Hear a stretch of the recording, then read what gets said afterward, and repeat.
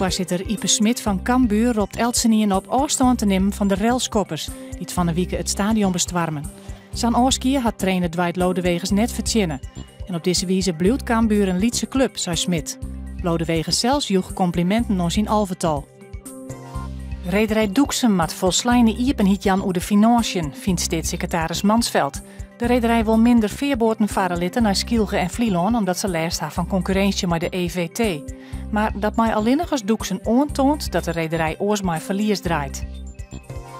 Koning Willem-Alexander zal de tweede Johan Frieso-sluis in Starem iepenje. Dat is op 8 mei.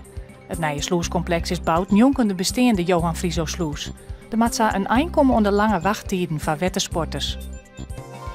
Nije week vreed 11 april willen actievierders de Oorsludiek blokkeren. Voor zowel het autoverkeer als de skippen. Doel van actiegroep Don Quixote is de bouw van een wiemoedenpark in de IJsselmaart in te houden. Joen en vannacht heel bewolkt en 10 graden, er zit een zwakke noord-eerste wind. Morgen weer zinneschien waar, de wind komt uit het zuiden en het wordt 19 graden.